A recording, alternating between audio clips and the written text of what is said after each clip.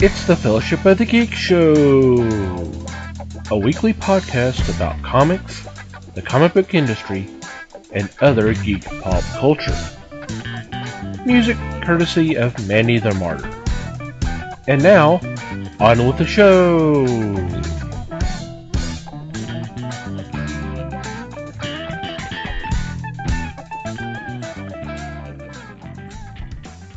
Hey everybody, it's the Fellowship of the Geeks podcast.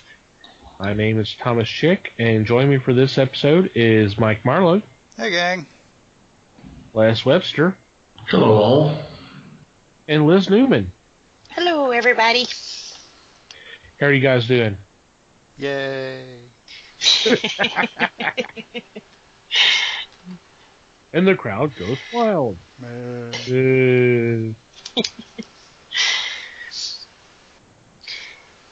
I guess everybody else is doing okay. Hope they're doing all right. They agree with me. We're apparently. breathing. Yeah, I guess so. I guess. I thought his enthusiasm explained it for all of us. So, what's been going on in your corner of the galaxy? Well, this week I stumbled across something I bought and forgot about, like, I don't know, months ago. At least 3 months ago. I'm not even sure. I had picked up, and this is a long story. Well, not long, but I had picked up a bundle of game-related PDFs through a Humble Bundle or something similar to it for a game expansion supplement thing for a game called Night's Black Agents, which is kind of a subset game of an RPG called Gumshoe. The bundle is called the Dracula Dossier. Night's Black Agents is a kind of a Black Ops type RPG, which involves supernatural stuff. And so this expansion thing they did was several pieces. It's kind of like the old box sets used to be back in the RPG days, back when they used to do that. So it's a bunch of stuff related to the idea that Dracula is real and they've been trying to bring him in espionage terms for like 150 years or so. But so one of the cool side bits of this is a short little book which is called The Thrill of Dracula, 2 Lifetimes of Playing with the Dracula Story. It was written by Kenneth Haidt, and what it essentially is a gaming supplement which breaks down this relatively extensive list of incarnations of Dracula over the years. So it kind of starts with the novel and then moves on to some of the plays and then goes into a not exhaustive but long list of movies. And the whole premise of it is to pull kind of gameable moments out of those things so that to give people ideas for how to use Dracula in their game for this stuff. And so it essentially reads kind of like the book I mentioned a little ways back, The Monsters from the Vault, which talks about all the monster movies. This kind of does the same thing, except it's specific to Dracula stuff. And it's cool in that it's, I believe, available just directly from the publisher, Pelgrane Press. And if you're into Dracula stuff, it's really, really kind of neat. It sounds neat. Yeah, it does. That's cool.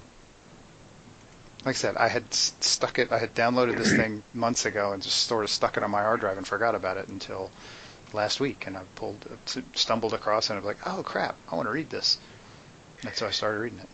Yeah, I remember. I seem to remember you talking to me. I don't know if it was mentioned on the podcast, but I think I remember you talking to me about that because it was ringing a bell. Or either that, or either we talked about it, or maybe I got an email where that bundle was mentioned, because it's ringing a bell to me for some strange reason. So. Yeah, it could go either way. I may have mentioned it. I don't know. Well, I mean, like I said, we probably talked about it before because or I just happen to I get the emails about the bundle stuff too, and it's possible that I saw that and because that was ringing a bell. So who knows? Either way, but that's cool. Yep. Alrighty, who else? I got to catch up on some of my reading. A couple of weeks ago, I had suggested Kirkman's Oblivion Song, and I actually got to sit down and read all of it, and I'm really liking it. It is different than his zombie stuff that I've been so used to over the years, but he gives us some pretty cool monsters, and it looks like it's going to be a pretty strong little story and stuff. So if you have not picked that up yet, I really suggest picking that up because it's pretty good. But one of them I kind of surprised myself on. I went a couple of weeks ago to pick up comics, and one of the customers was there, and he was talking about Aquaman, and I kind of laughed because it's like he talks to fish. Yeah. What kind of story can you write with he talks to fish? So he's misunderstood. Like, right. Well, he's like, no, you got to look at it. So he actually put it in there, and the cover on it was just amazing. This was 33. The crown comes down. And, I mean, it looks like a portrait. And reading this story, I think I got lost more in the artwork than I did in the actual story that was going on. And so by the time I was done, it was kind of one of those, it was like, wow, I haven't really been that into a comic in a while. You know, you read the story and you look at the pictures and stuff, but I found myself looking more at the pictures than the actual story that was going on. So I was quite impressed. Aquaman impressed me. And the only fish he talked to was King Shark, so... Come on, this is Dan Abnett. This is our guy. Right. But yeah, like I said, I probably will more than likely keep this on there on my pull list just because, like I said, it's been a while since I've been that impressed with both the story and the artwork together. Because I nitpick. I'll find something I don't like, and I really couldn't do that on this, so... I highly recommend going back and getting the first couple volumes of this series. I probably will, just because I'm a completist like that. Well, just because the initial story arc was him trying to bridge the gap between the surface world and Atlantis, and there was a group that, or it was actually two groups, if I'm not mistaken. They were trying to stop this at any measure, and it was a great little political story. It was really good. Pick that up then. Oh yeah, it was. Yeah, that was some of the strongest Aquaman writing I've read in a while. Probably going back to the Peter David days, although there was some good stuff in between. But yeah. And I think I originally had talked about picking it up for the Mira spinoff that comes out of this. Mm-hmm. But like I said, I think I'll actually keep this one on my list because it didn't like blow me away or anything, but it was a really good story. And like I said, I'm a sucker for artwork, so even if the story sucked, I'd probably still buy it to look at it. Okay. But another one, which I'm not sure, did I ask for Deathbed or? Yes. I don't know. Okay, well, I wound up with this one, and it's kind of like, wow, this guy is freaking nuts. He is really nuts. And I think it'll be a good story because when it ended, I'm like, what is he going to do next? You know? So, yes, that's pretty good reads. I've been impressed by the latest here lately, so. Cool. Yeah, and if I'm not mistaken, that was Mikey that pointed that book out to you, right? Which one, Deathbed? Was it Deathbed? Yeah. I remember we talked about it. I don't. Yep. Yeah, I was thinking that was one of your picks a couple weeks back. Maybe. Yeah. Cool. So it's really good. Yeah. I'm curious to see what he's going to do. You know, with clothes on this time, though. Whoa.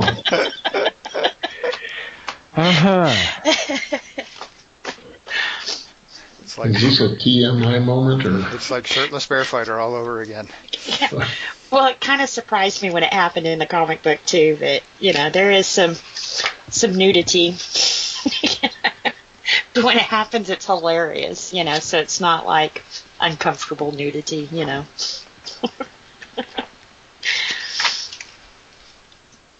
So, in other words, don't show it to Brandon. There you go. Yeah, or at least don't let me watch him read it.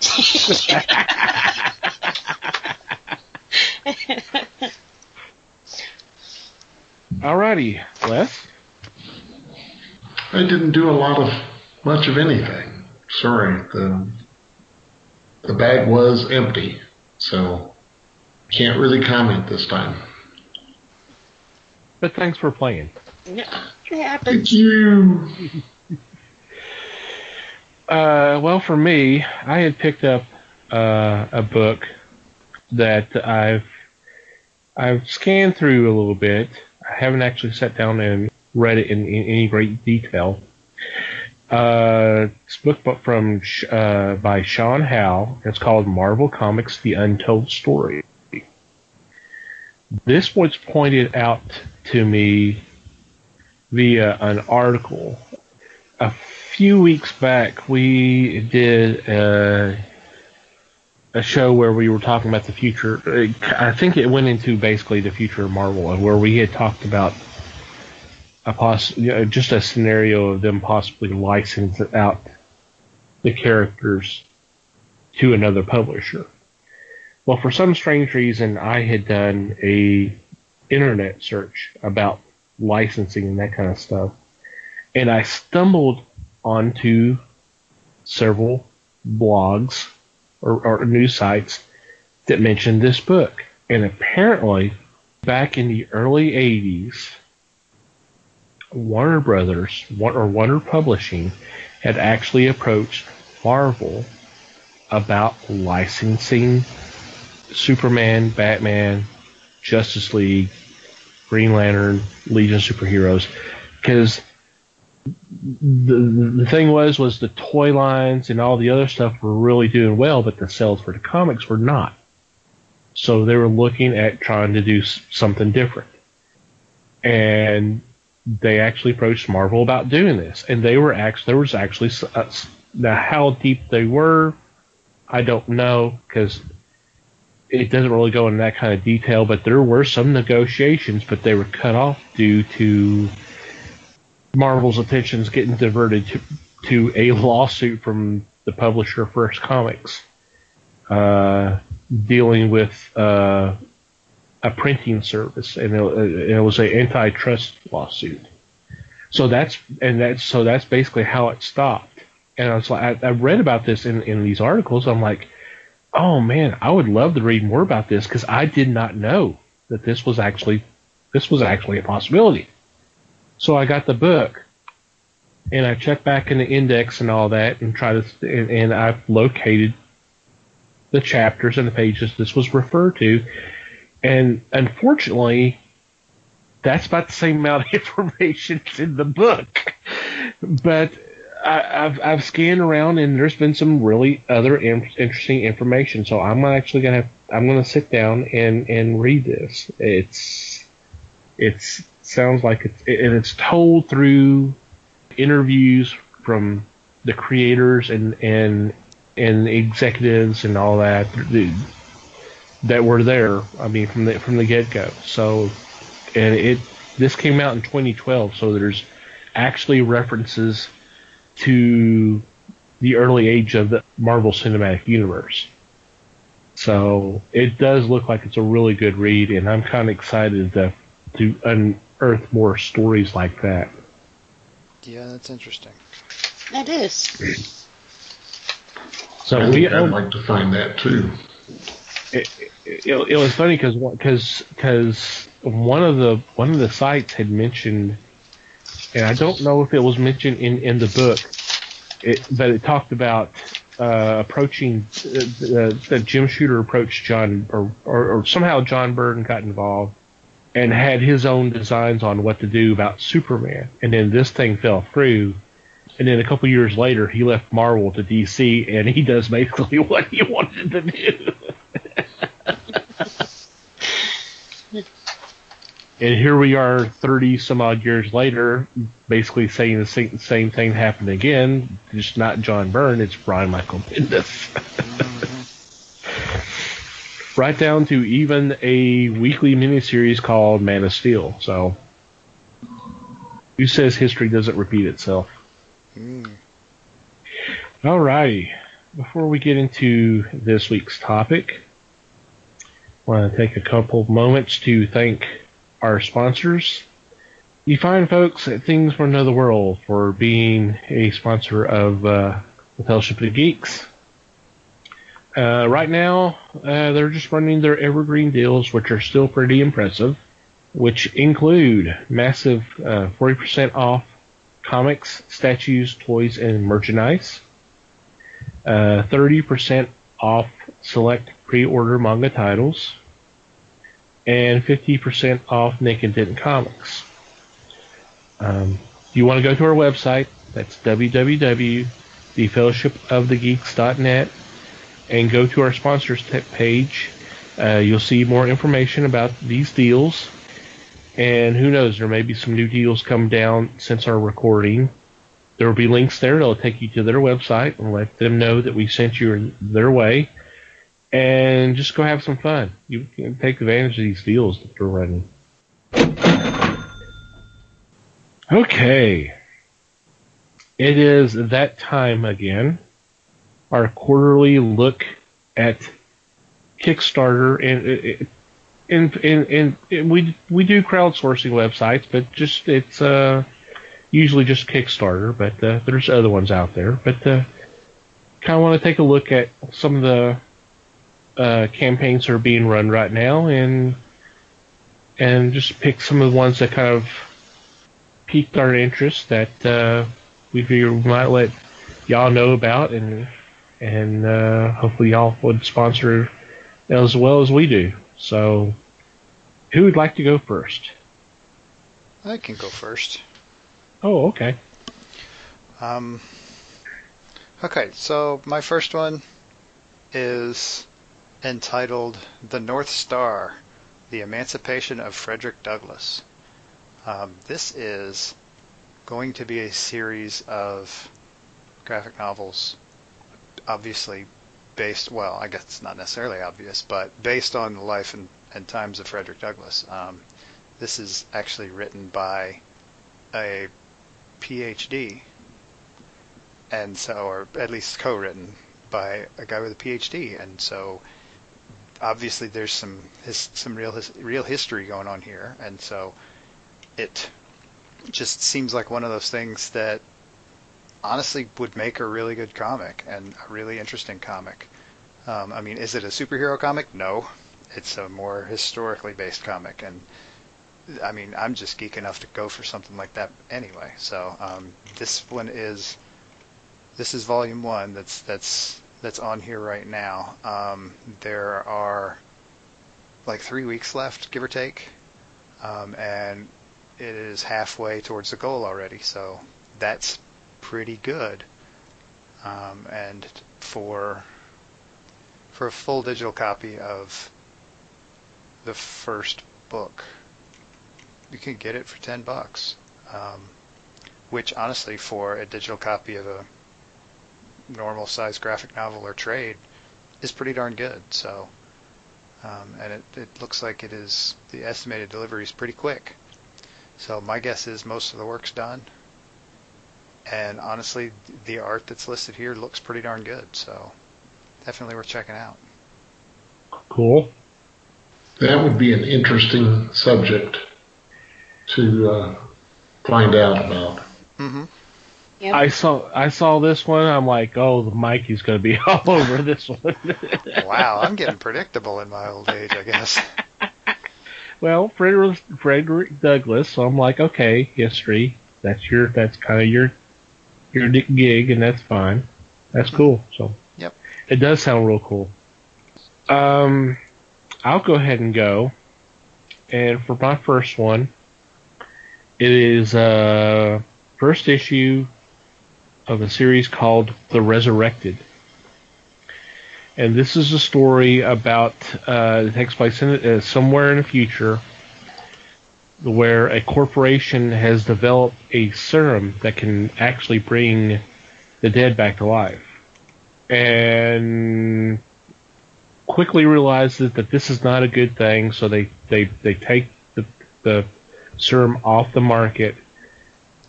But there's like a black market, and all of a sudden they're having to deal, the police forces have to set up a special division of officers that have to deal with quote-unquote resis, which are obviously people who come back to life.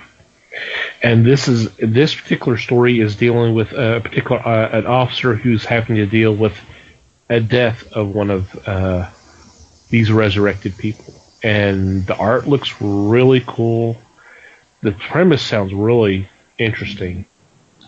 It is about 70, as of recording, it's 70% to its goal, with 25 days left. So there's a really good chance that this is going to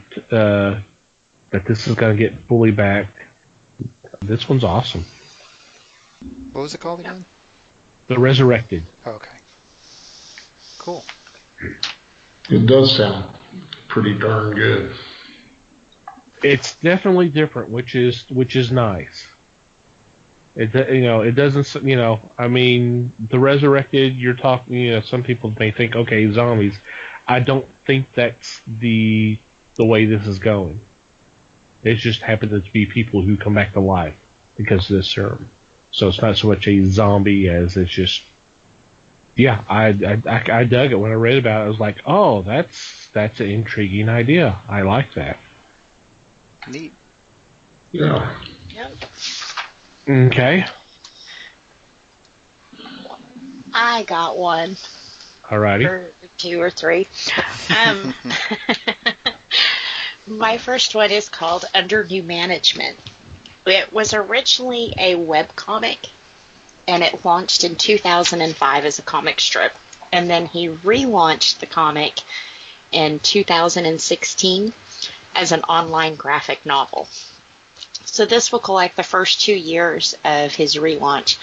I've actually read the webcomic, and it's kind of that corny, kind of funny, kind of, but it's drawn good, and you're never left guessing what the punchline is. But it has 28 more days to go, so it just started. It's 3,000 of its $10,000 goal. So, like I said, this isn't a serious one or anything like that. It's strictly funny, and it's, I didn't even tell you guys what it was about. Sorry. Evil Inc. is run by supervillains. So instead of you always getting the hero's perspective, you get to actually see from the villain's perspective, which sometimes is kind of funny. He's like, oh, they're here to kick our ass again. So, so he always takes that approach. To me, it reminded me of DC had a show that only lasted like 1 season, but it had the guy from Firefly. I can't think of his name. Alan Tudyk. Alan Tudyk? Yeah, he was the boss, and it was just kind of the campy, corny, but they ran a company that cleaned up after superheroes, when then Superman flies through the building, someone has to clean that up. So it kind of reminds me of that kind of tone, so nothing real serious. It's light reading, something you don't have to sit down and read all at once, So, yeah, definitely check that one out. Once again, it's called Under New Management, The New Evil Inc. And it'll be a graphic novel. Cool. Sounds interesting. Yep. Yep, sounds like fun. Yep. If it kind of follows that premise of the TV series, that's going to be fun. Yeah. Lots of different evil guys in there, The evil guys are the fun ones anyway, come on. They are, They know they're going to lose. It's just a matter of how they're going to lose, Mm-hmm. My All right. first one Okay. is a title, Dark Beach. Dark Beach, yeah, this is number 3 in the series, and it is, well, it's a crime story, and that's what appealed to me. It's got the sci-fi feel to it, and the Kickstarter site is offering quite a bit. It's sitting at $1,600 of a $4,000 goal, but the incentives are cheap and worth it. For $4, you get a digital copy of Dark Beach number 3. You go down, and I think the top one is just a second here. It's $200 or more. Excuse me. And for the $200, you get to name a character, plus all the swag that's been posted before. For $150, you get drawn into the series. So it's kind of fun to see what they can delve into. And looking at the art, it's simplistic, but it is really well done. And I'm keen on this one, see which direction it goes, because some of the stuff is a 7-inch record, an ink print, copies, digital and physical copies of both number 3 and 1 and 2. You can give money to get a signed set of the printed copies. So I'm pretty into this, obviously, because it's a crime novel, and second, just because the easy artwork. You don't have over-muscled people doing this stuff. Cool. Yeah. I know, I'm shocked you going for a crime story and all, but Yeah, really. otherwise, you know. It's really a stretch, isn't it? Totally. Yeah. Gosh. Nope, ain't nothing wrong with a little crime here and there. Nope. No. As long as it's story. Story, Not right? actual, Crime story, yeah. right? Yeah, that's Yeah, what I crime meant to story. say. Yeah. Yes.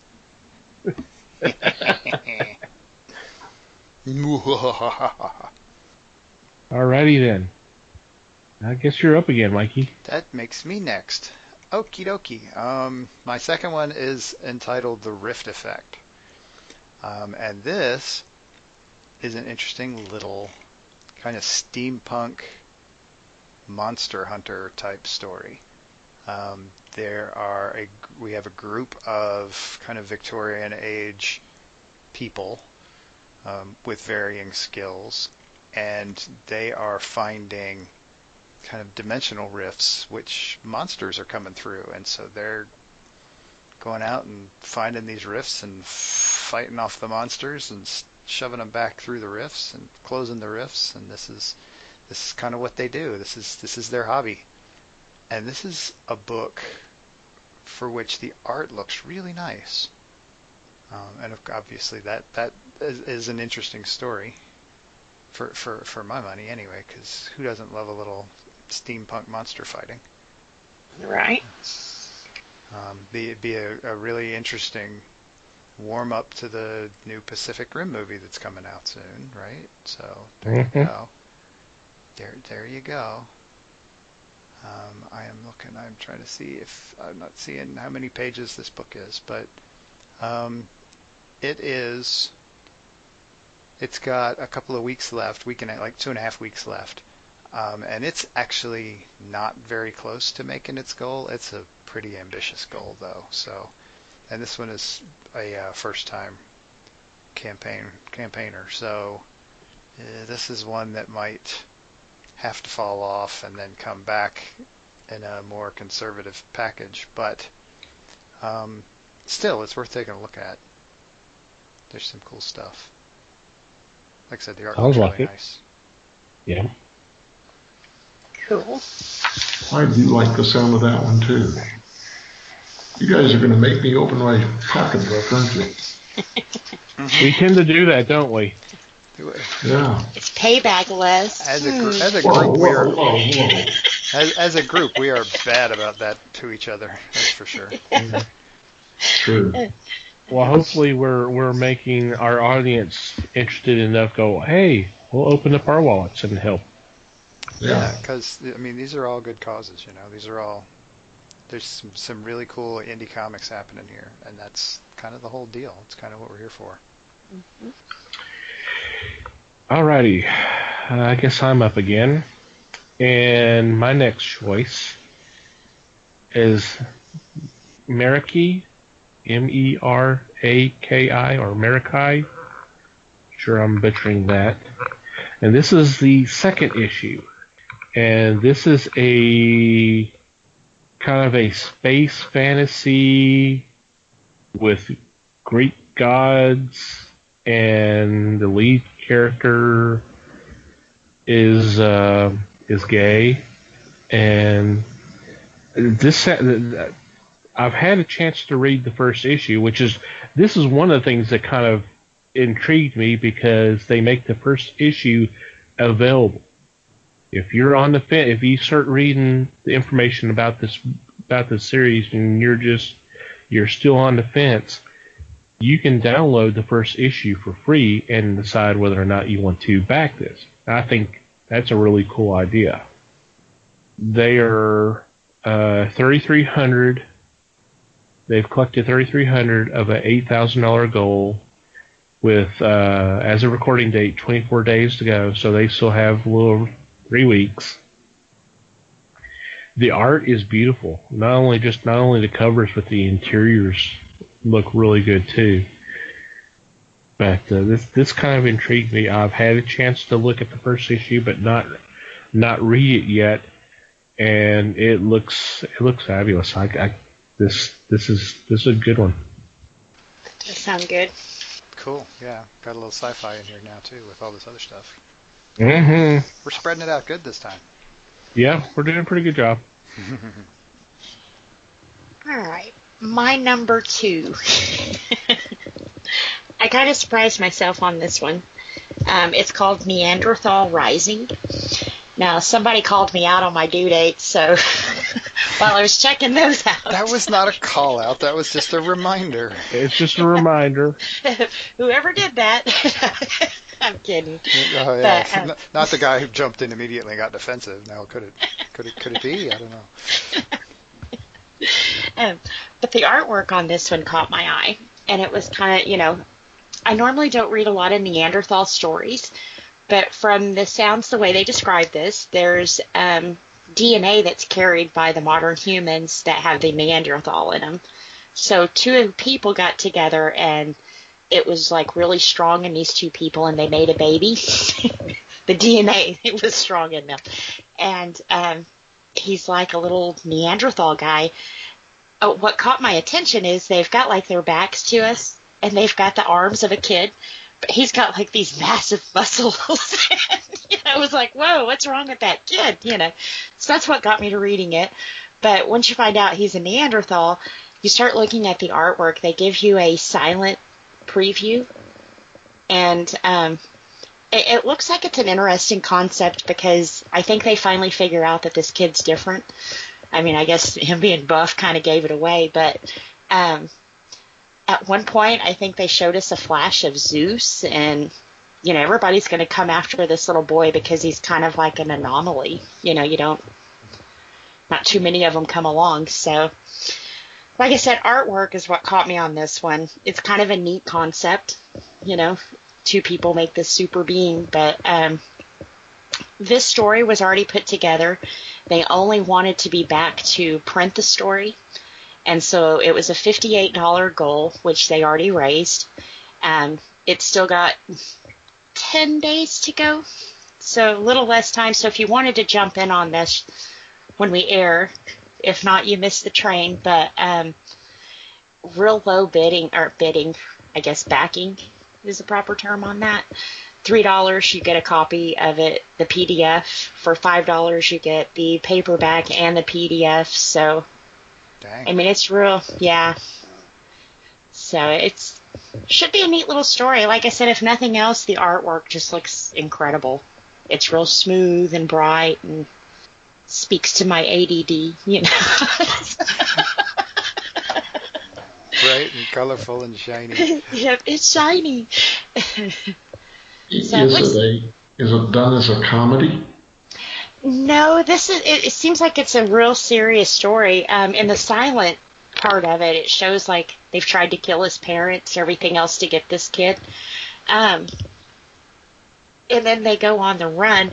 Kind of reminded me of Firestarter, when he finds out his daughter's special and now everybody wants her, and poker and prod her and that kind of thing. So I think this is the same kind of thing with this family. They'll go on the run to protect the little boy because they don't see him as an anomaly. They see him as their son, you know. Very cool. Yep. Yep, that was called Neanderthal Rising. Like I said, it ends on the 31st, so if you want to get in on that one, you got to jump quick. Yep, you'll have about a week. About a week, yep. My second is a game. Cool.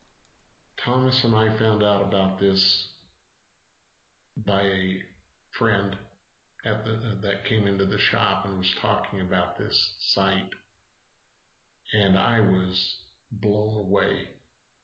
It's called Batman, Gotham City Chronicles. The pledged goal was $500,000. Wow. They had over 13,000 people signed up for it. Wow. At this time, they have 10 days to go, so it says it finishes on the 31st of March, so that's pretty soon. Mm-hmm. Let's just say they hit their goal. They raised over $3 million Holy Oh, wow. cats. for this game. Wow. That's crazy. The thing is, it comes in two different forms. One is for $140, which is the base game. And that gives you the copy of the Chronicles and all unlocked stretch goals.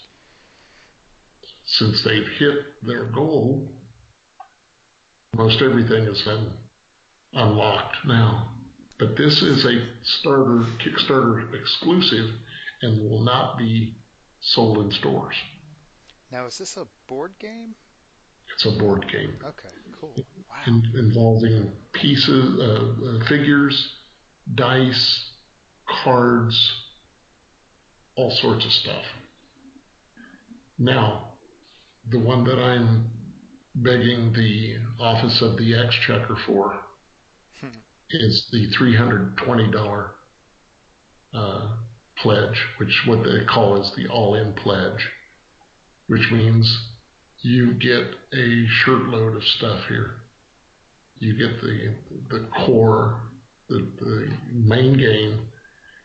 You get the stretch goals. You get a copy of the expansion for Wayne Manor, the expansion for Arkham Asylum, the Batmobile add-on, a copy of Versus expansion, plus a dice pack with extra dice. Dang. Wow. If you look at this, the figures, the heroes are in blue, the villains are in gray. They are exquisite for detail. They're figures that can probably be painted, but you have so many things to acquire in this.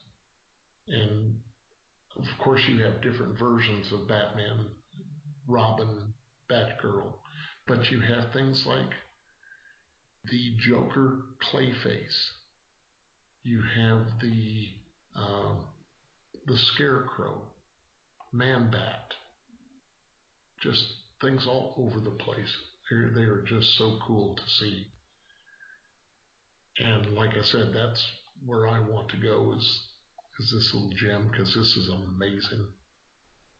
The stretch goal figures include Green Arrow and Katana, Black Mask, Ra's al Ghul, Batwoman, and like I said, I know they're all plastic pieces, but what detail they've given them is pretty darn good. So, yes, I'm going to go plead and beg for this one. Wow. That's cool. That is cool. I had to pull that one up, and you're right. The detail on these are just amazing. If you go down to the Wayne Manor, they have the T-Rex, which was in the Batcave. Oh, wow. Yeah? So you get a lot of stuff here. That is cool. And with the expansions, that just does it right there. Mm-hmm. Very impressive. That is cool. Does that make it my turn again? I think that makes it my turn again. Yep. All right. So my next one is called Edison Bell, Maker Projects from the Golden Age of Comics. And this is a collection of, I think, the complete run of these Edison Bell comics from Blue Bolt Comics. This is from back in the 40s. And these were comics that were created and printed, which include actual like instructions on how to make stuff. One of the samples they give here is a glider with a catapult, and it gives you like some dimensions on and how to assemble all the little pieces of wood, and there's a rubber band or some sort of elastic band there to rig up the catapult, and it throws a wooden glider across the room. And they actually show a little GIF on how they actually built one in the studio, and by studio I mean I think one of their kids kind of did it in their kitchen, but it's really cool looking. And they've got a handful of them kind of shown as demos here, and they've kind of split this into two options. They have the big, massive 500 plus page one that's the whole compilation, and they also have they have it broken down into smaller versions, or it's a condensed version. I'm sorry, it's a condensed version. It's like 120 pages. That's a condensed version of the same thing. And this has got like 3 weeks left on it. They posted a really low goal, so it made goal almost immediately. And so, I mean, their whole thing is they've just compiled the book, so they're just trying to get printing costs together. And it's just kind of a flash from the past type thing. It's kind of cool. Not to mention, there's actual like models and stuff instructions on how to build things, like real things. Nice. I do like the sound of that. Yep, stuff that has all been published before, back like I said in the 40s. Cool. Yep, I definitely like the sound of that one as well. I guess I'm next. And for my third, I am going with a book. This is a book, right? Or is it it's a graphic novel? It's a graphic novel. Called Sherlock Homeless. I don't know if Mikey saw this one. I did see that one, yeah. You did see this one? Yeah, I almost picked it. This one's kind of interesting because it sounds like it's a kind of a modern take is it doesn't seem like it's classic Sherlock Holmes, but it chronicles what happens to him after the murder of his partner, which they refer to as a she, because it's talking about her murder. Mm-hmm. And he basically has a mental breakdown and decides to start living on the streets because he thinks he's worthless, and then realizes that there's people that live on the streets that need his help, and that is his purpose in life, is to help others. 18 days ago, as of recording, it's going to be April 8th,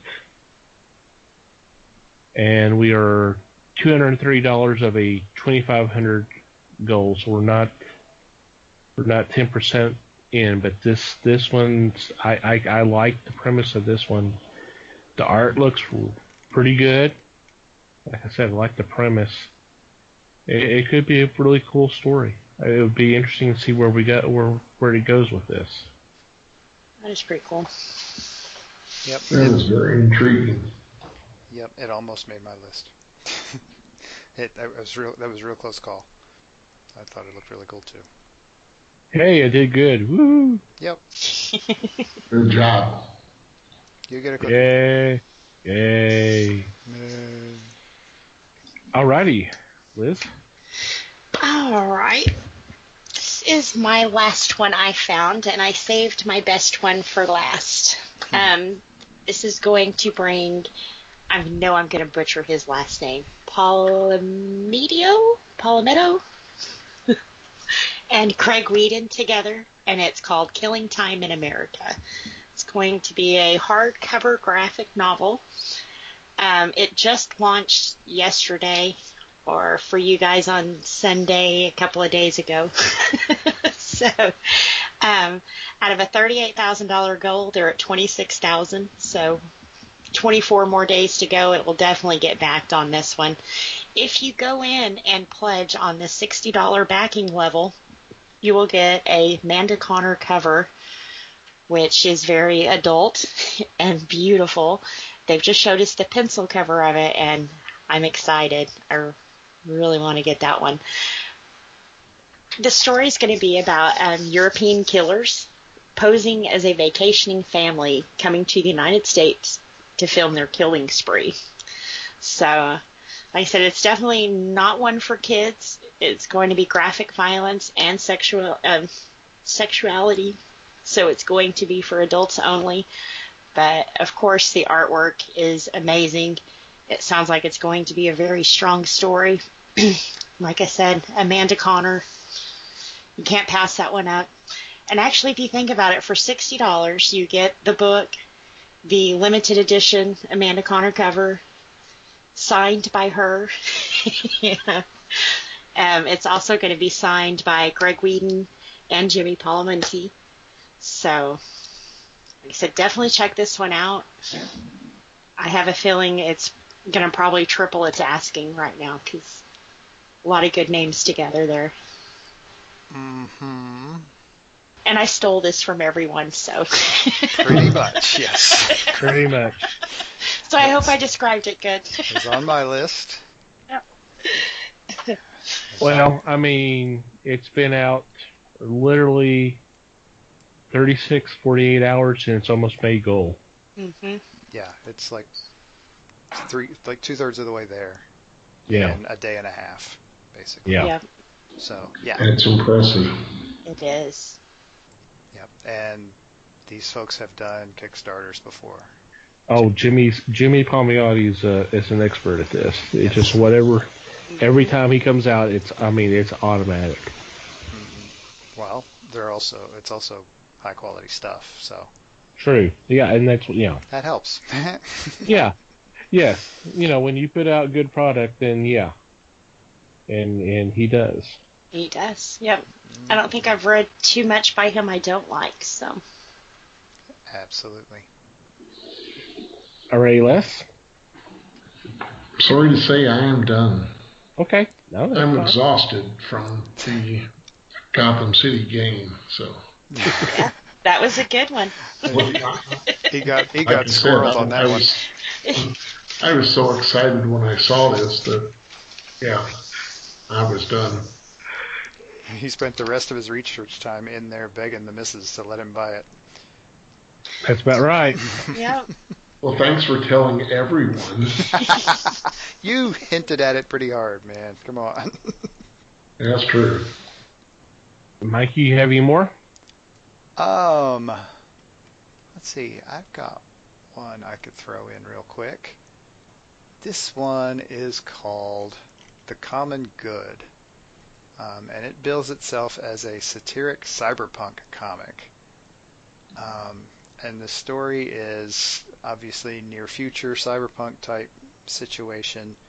The main character is an agent for a global, essentially like a world government, and she's an agent, and gets caught up in, she's an agent who has been assigned to a specific person called Mr. Berger, who is not essentially consuming as many entertainment products as he's supposed to. And so she's sent out to go basically track him down and find out what the deal is, which kind of an interesting premise, especially given that part of the whole cyberpunk deal here is like implants. Tech stuff is implanted in their bodies, and it's so, I mean, like I said, I keep repeating the word cyberpunk, like that explains it. If you're not sure what cyberpunk is, I'm not doing a very good job of explaining it, but so this is, and the art is, the art posted here is black and white. I don't see if that's true for the book or if it's going to be colored. As black and white art goes, it's pretty nice.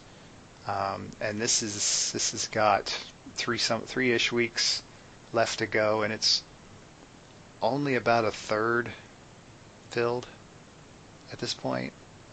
On I think a pretty reasonable goal. It's 1,800 euros is the goal, which is about $2,200. This is done by a guy based out of Vienna. So,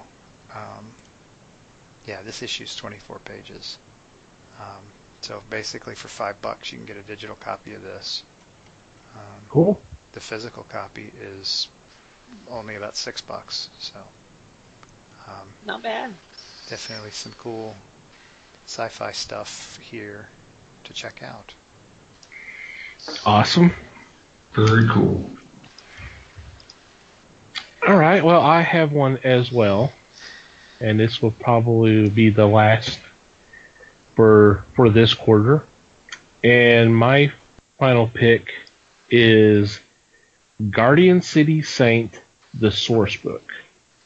Now, this is kind of different, the fact that they're putting out a source book before the comic comes out. But still, I read this little paragraph here, and I'm like, okay, I got to do it.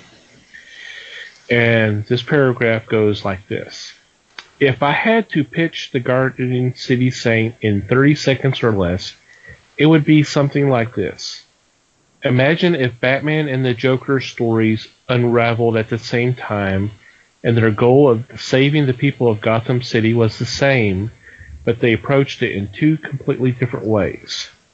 Oh, and by the way, there are demon-like creatures that feed on your soul and make you do things you don't want to do, magic weapons, enhanced humans, aliens, and an organic cybernetic being that turns into the most advanced armor.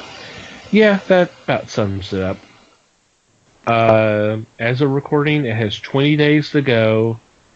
It has a $900 goal, and it is at 1,042. So it's already met its goal with less than 3 weeks. So Sweet. this is guaranteed. So you get digital copies of the maps, and then of course, if you do high enough, you get the book and you get it signed, because there's only going to be 100 of these printed.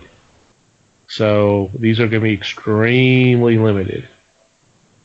And if you've been a long-time listener to the podcast, you know I'm a nut for source books. I love those. When DC did the Who's Who's and Marvel did the official guides, I always got them. And then when the other independent publishers did their own versions, I had to get those too. So yeah, I got to go for this one. Kind of in your wheelhouse. It is. We kind of done a lot of that this time, which is not surprising. That's kind of the way it works. That's right. So very cool. I'll say. So great choices all around. Of course, there's always good stuff, and just there's tons of them out there in Kickstarter that we didn't look at. Please, by all means, go check them out.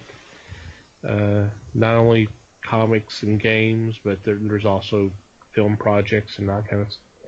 Anything else you can think of, go check it out and support these people, support these projects. These are blood, sweat, and tears and dreams of people, and if you can, please do. Yep, this is we're getting to where this is how a lot of these folks get started in their respective industries. So yep. It's definitely good to support them, especially if they're putting out something that you think is really cool. Yeah. If you think it's worth being made and for the world to see, then yes, by all means, support them if you can. Yep. Alrighty. Any final thoughts before we take a break? No, I'm out of thoughts. Yay! Just take advantage of it. All right, so when we come back, we'll have our weekly picks.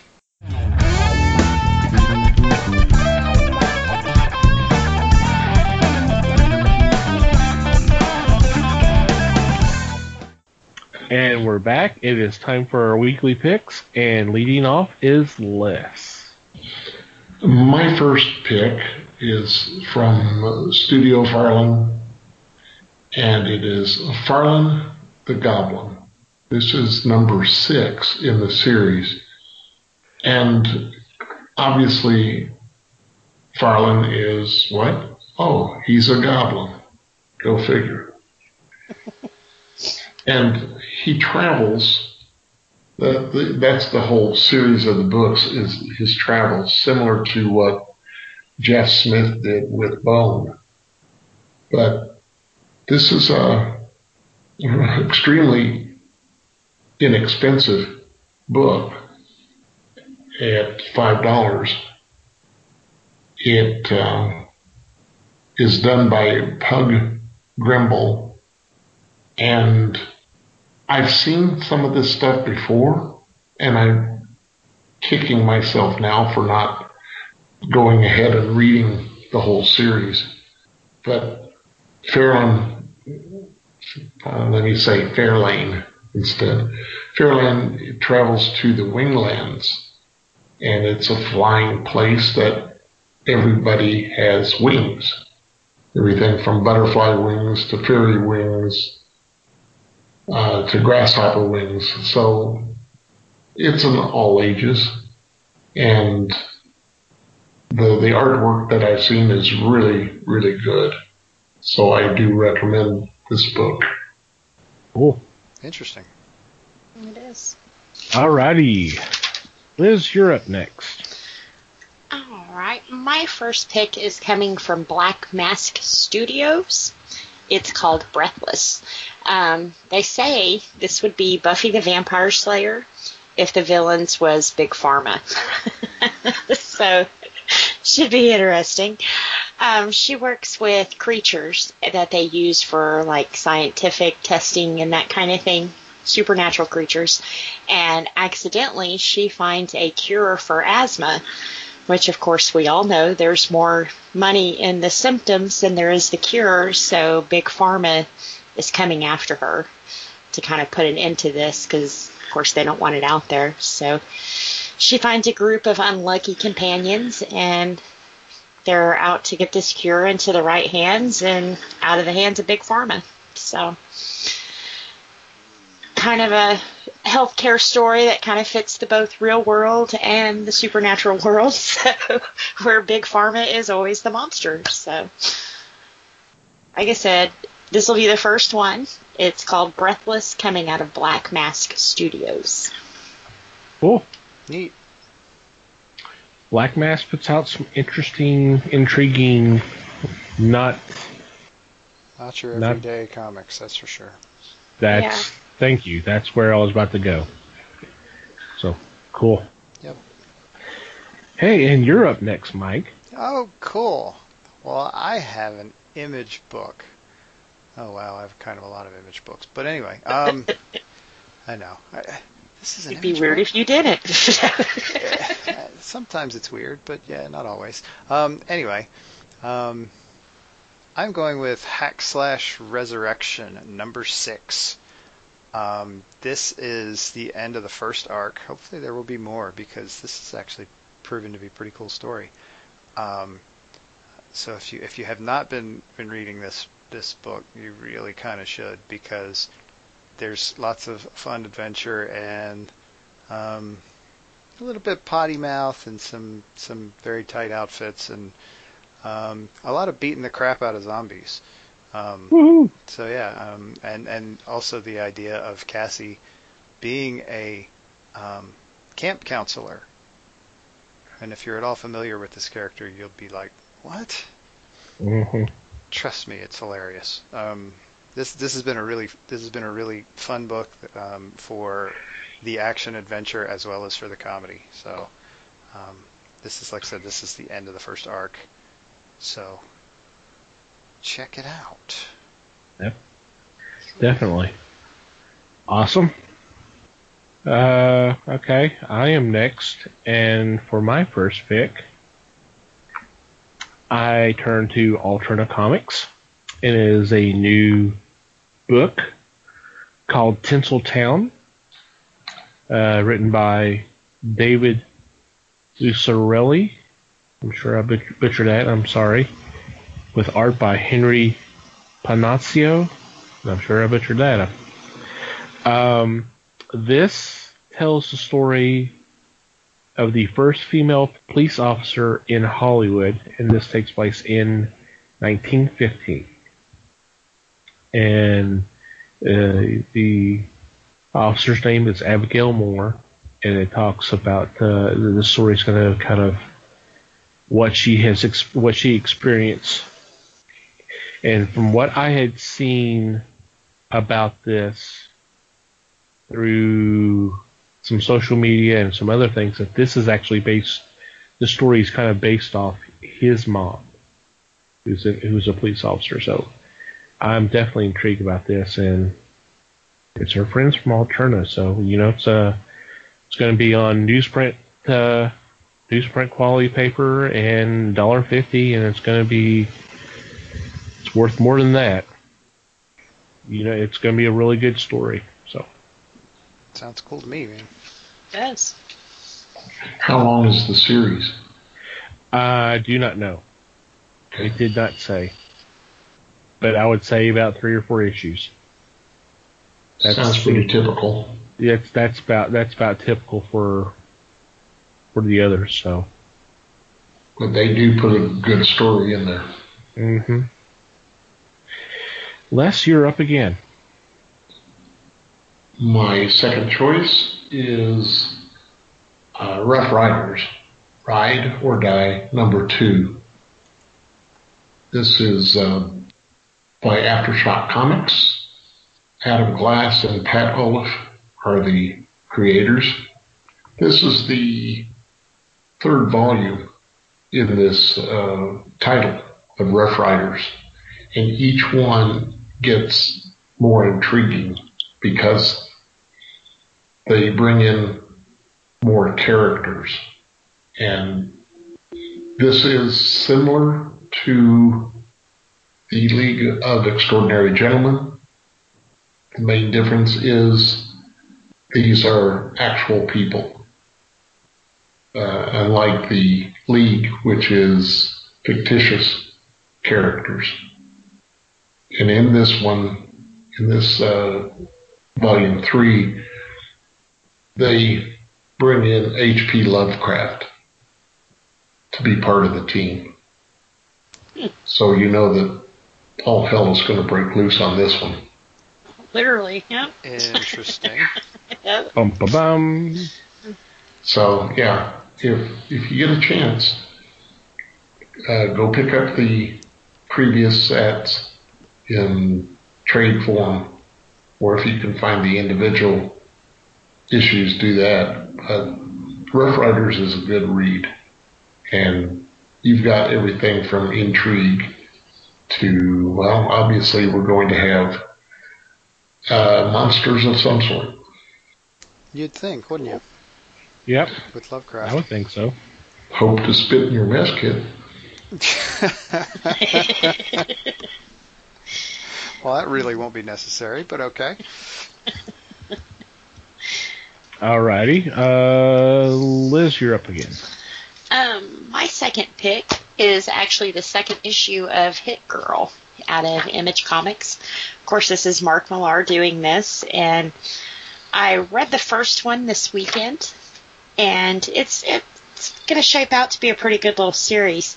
Hit Girl, of course, is without Kick-Ass, because he started his own comic, but she finds herself alone and nobody really to fill his shoes.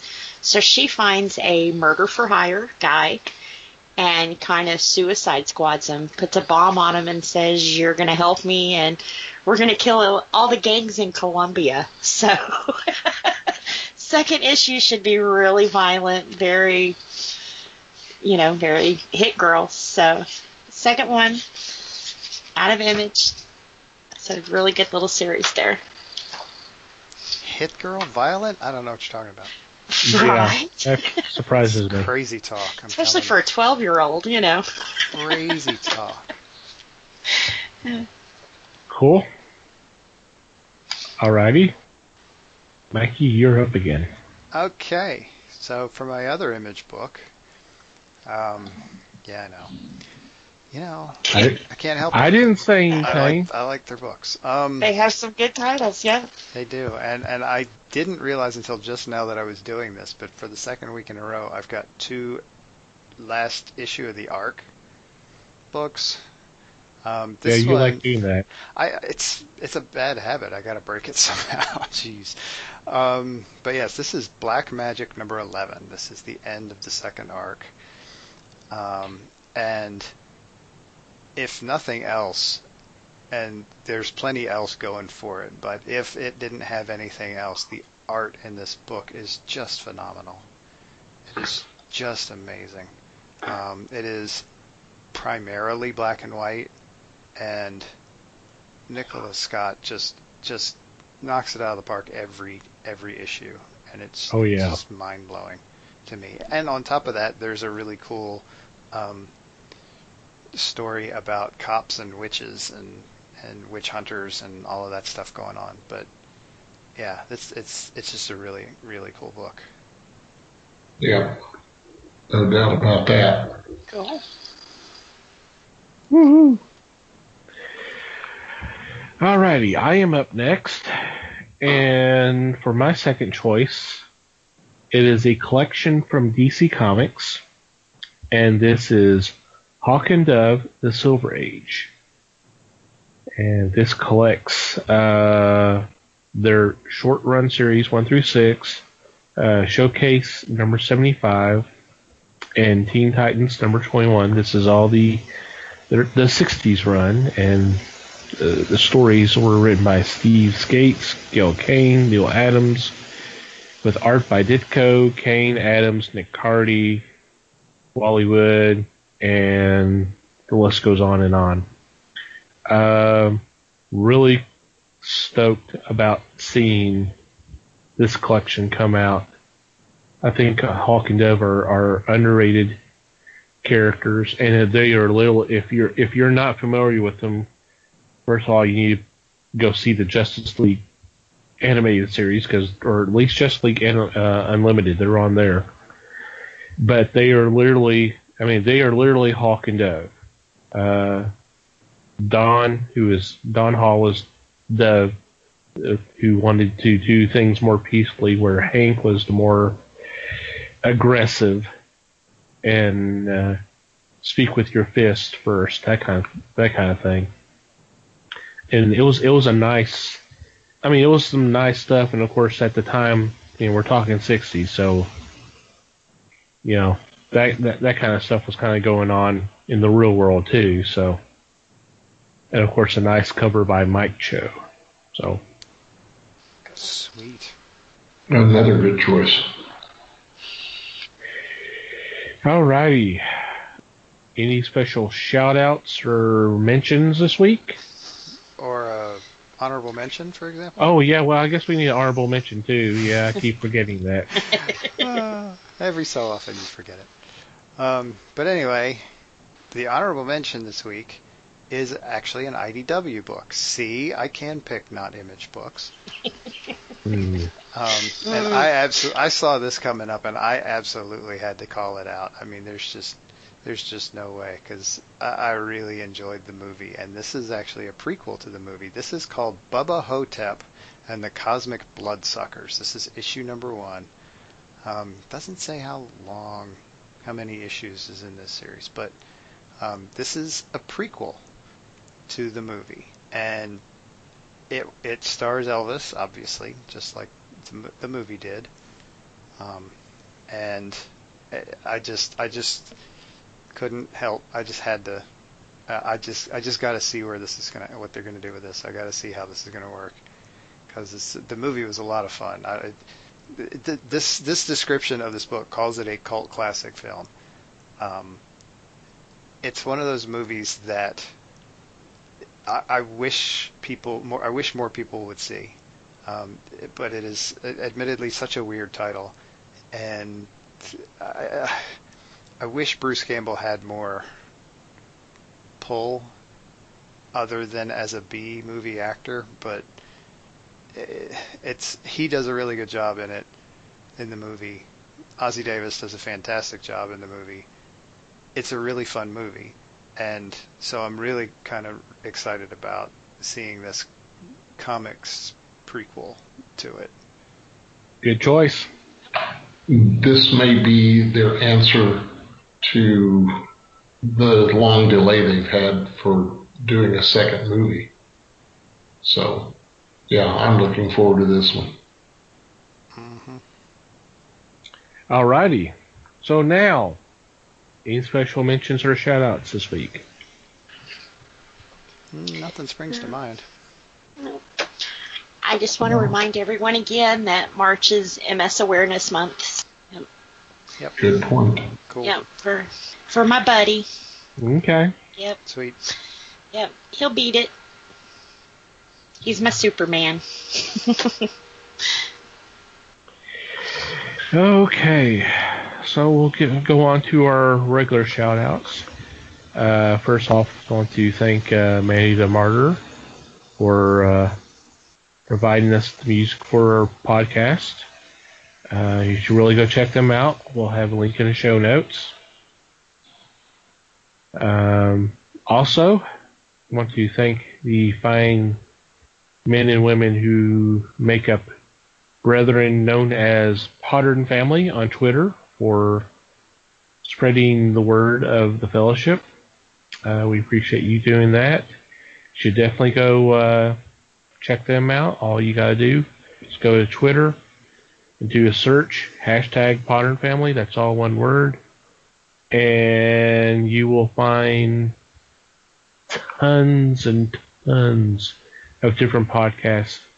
Whatever you're looking for, or just grab one, download it, and check it out. You'll be happy you did. Thank you guys for your support. And finally, you, dear listener, thank you for downloading and listening to today's episode. We appreciate your support, as always. And we value your feedback. If you have a question, comment, complaint, suggestion, whatever else, within reason, please contact us. There are several ways you can do that. Email at thefellowshipofthegeeks.net would probably be the quickest way, or that you can go to the website, and that is www.thefellowshipofthegeeks.net, and click on the About Us tab, and there's a form that you can fill out there, a contact form. Please follow us on our social media. We are on Facebook, The Fellowship of the Geeks. We're on Twitter, obviously, at Fellowship Geeks. Feel free to follow us on our personal Twitter accounts if you'd like. Mike is at Mikey Geek. Liz is at Newman_L. And I'm at TomTC Geek. And wherever you download or listen to our episodes, whether it's iTunes, Google Play, Stitcher, YouTube, iHeartRadio, or Spotify, please rate us if you would, whatever system they use. And if you have a couple extra moments, a review would be awesome as well. It would be greatly appreciated. Did I miss anything? Nope, I think you got it. All right, any final thoughts before we say goodbye? Just thanks, everybody. Thank you, everybody. Thanks, and hopefully you will hear from us next time, too. Thank you for listening. Yeah. Is the apocalypse going to hit or something like that? That was kind of a downer, man. Jeez. I don't know what Nostradamus has been reading, but... Save that Just saying, man.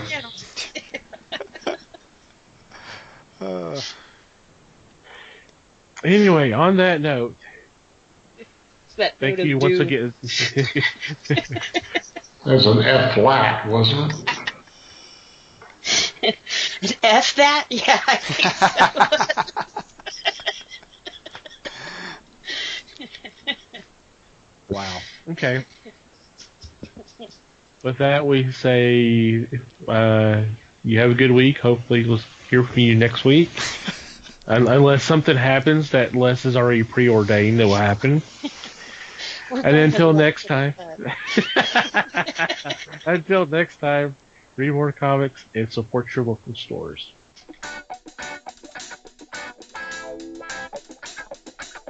We thank you for listening to the show. Comments, suggestions, and questions can be sent to email at thefellowshipofthegeeks.net. You can follow us on Facebook at The Fellowship of the Geeks and on Twitter at Fellowship Geeks. Until next time,